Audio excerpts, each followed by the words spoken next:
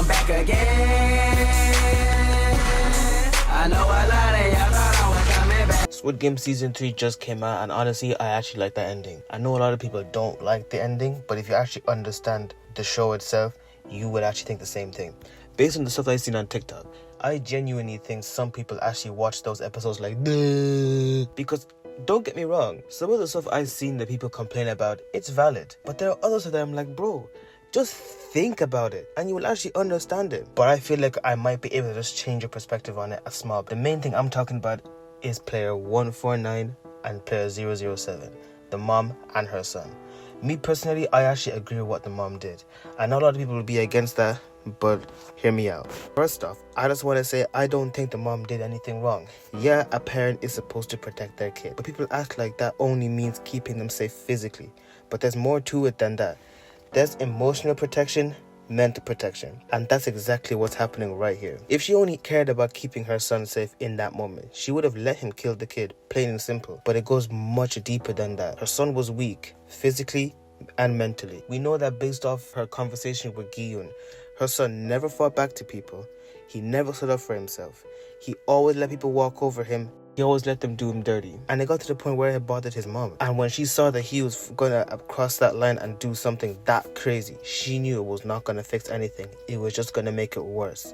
She knew that if she let him kill that newborn, the guilt would destroy him. And based off the way the game is set up, that dark, heavy atmosphere, you know exactly how it would have played out.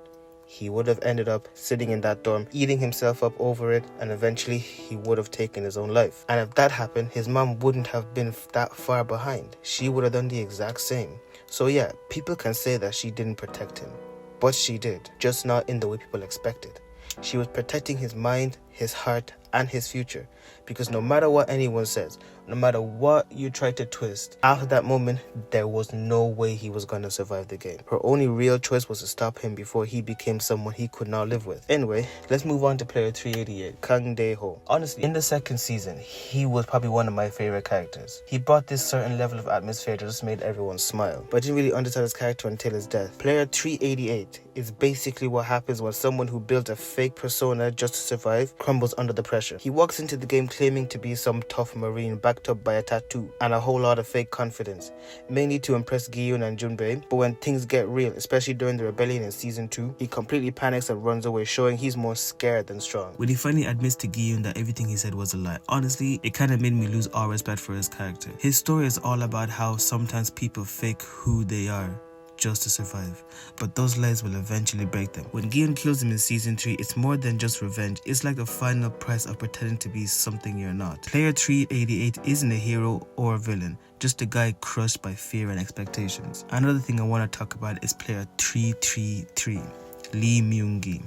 He's one of the characters that takes a much darker turn in the show. He's a guy who starts off looking like a washed up influencer but ends up way worse, acting like he was handing out financial freedom, but when it all crashed, he dragged a bunch of people down with him. And what makes him so disturbing is that he goes from guilty and ashamed to someone willing to use his own kid just to survive the game. His story hits on how the hunger for status and survival can twist someone until they barely resemble who they were. He's not evil just to be evil. He's what happens when a system turns desperation into currency. By the end, Myung-gi isn't just a warning about scams. He's a reflection of a world that teaches people how to sell out anything, even people they love, just to stay ahead. And now, for what everyone's been waiting for, let's talk about why Sung Gi-yoon sacrificed himself at the very end. That ending hit hard, and for good reason.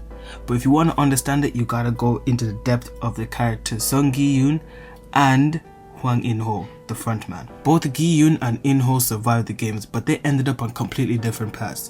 In-ho became the frontman, basically selling his soul to the system and running the whole operation, while Gi-yoon refused to play along. Even after winning season 1, he didn't even touch the money. And in season 2 and 3, he came back not to compete but to take the games down from the inside. That's where the tension comes from. In-ho sees Gi-yoon as a threat, not because he's dangerous, but he still cares. He still has empathy, and in a place like that, that kind of humanity is rare and risky. Then comes a wild twist in the final game. Gi-yoon is forced to choose between sacrificing a newborn baby or losing literally everything. It is brutal, but he refuses to turn into the kind of monster the games want him to be. He chooses to save the baby and sacrifice himself instead. And that choice, that moment, isn't just about saving the child. It's about showing that compassion can still exist in a system built on cruelty. That's the real win. What really hits hard though is how this affects the frontman. After Gi-yoon dies, the frontman, usually so cold and untouchable, kinda cracks, and you can tell he delivers the baby and the money, not because he's ordered to, but maybe because something inside him finally wakes up. Gi-yoon's final act doesn't just save someone else, it forces the frontman to face his own guilt, the part of himself he buried a long time ago. You can clearly see that when he saw the American version of Squid Game. He looked at that woman with a face of disgust, realizing what the fuck he actually is doing. In the end, Gi-yoon does lose the game, but he wins the moral fight. He shows us that you don't have to become heartless to survive. That being human, being kind, still matters, even when the world around you is trying to crush it. And in the final moments of his life, when he says, "We are not horses, humans are," and stops, that is something people don't realize. That is an action speak louder than words moment. In that moment, Gi-yoon represented all of humanity to prove to the frontman that he is wrong about us. And for a show that's so heavy and brutal, that final message hits like nothing else. Before we end this video, I just want to talk about this useless, pathetic, dumbass piece of shit detective. I want y'all to think of it like this.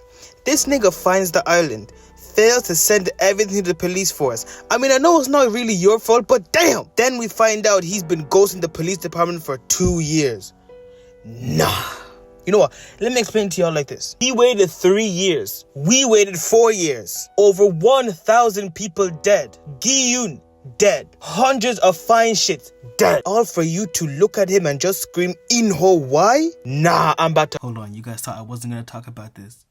God damn, why is that everywhere I look, this show got bodies, bro? Hold on. Everywhere I look, body. Everywhere I look, body. Wait, let me do it like this. You gon' die. Yeah, I'm at a threat. I get the money, no layup. I'm with a pack through the mail.